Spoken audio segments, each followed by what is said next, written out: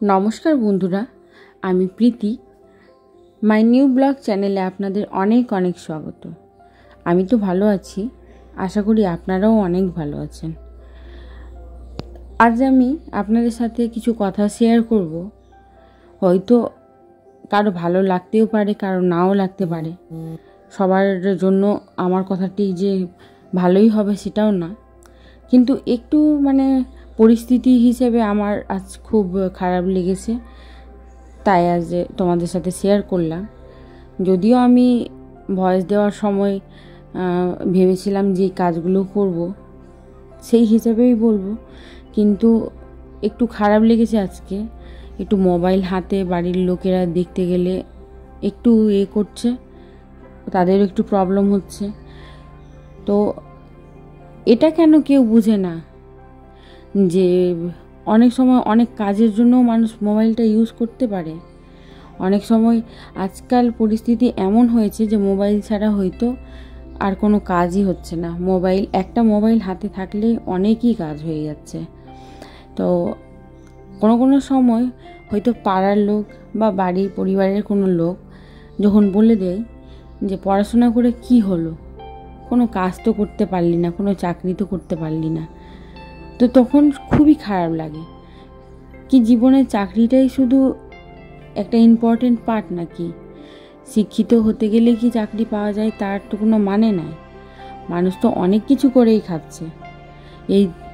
এখন এমন পরিস্থিতি হয়ে গেছে যে চাকরিটা নাও পেতে পারি, তবে অনেক কেউ নিজের বিজনেস করছে, সেটা কি খারাপ?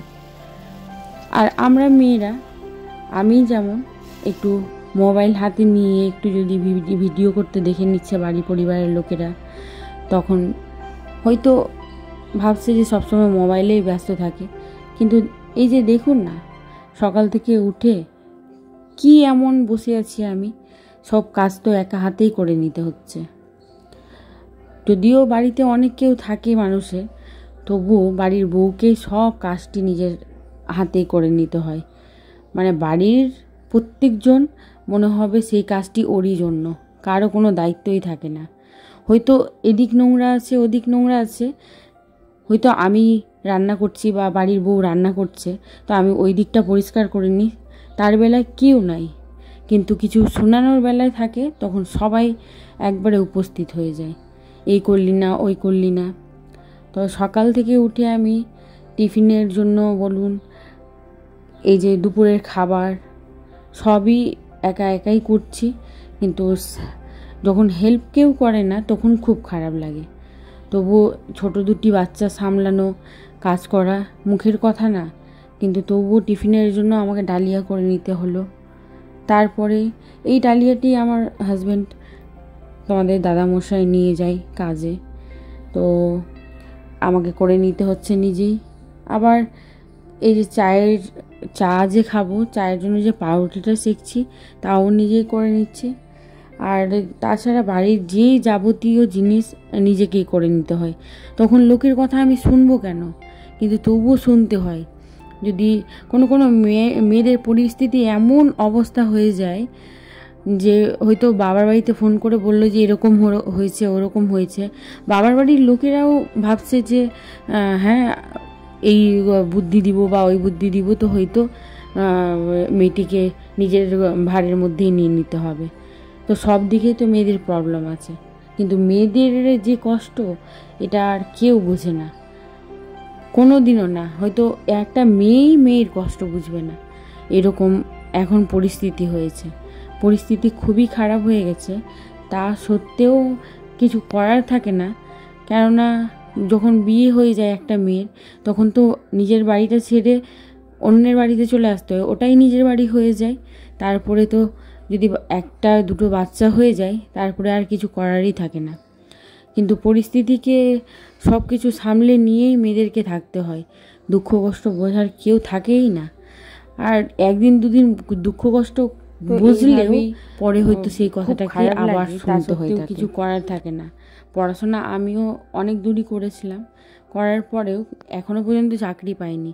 পাবো কি করে? চাকরির এখন পরিস্থিতি ওরকম আছে, সেই রকম হয়ে ওঠে না যে চাকরি আর করতে পারবো। আর এখন তো এমন হয়েছে, সংসারের জালে এমনভাবে ফেঁসে গেছি, জড়িয়ে গেছি যে নিজের জন্য টাইম বের করে পড়তে বসবো, যে তার তো সময় নাই। কি করে পড়তে বসবো? সকালবেলা উঠে এত কাজ করে তারপরে কি আর এনার্জি থাকে বলুন যে একটু পড়তে বসবো?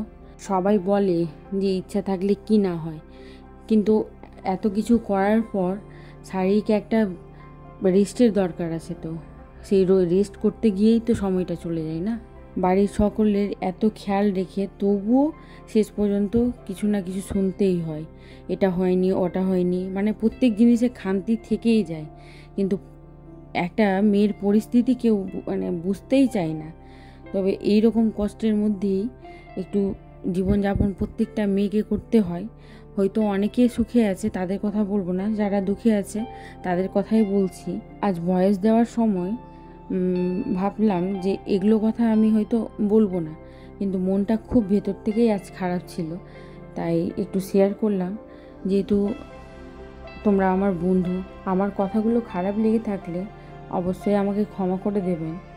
তবে একটু বাড়ির বউদের একটু আগলে রাখার চেষ্টা করবেন, যেহেতু আমিও একটা বউ, আমারও খুব খারাপ লাগে, অনেক সময় অনেক কষ্ট হয়। তো পরবর্তী সময় আবার একটা ভিডিও বা ব্লগ নিয়ে আপনাদের সামনে আসবো। এখনকার জন্য টাটা।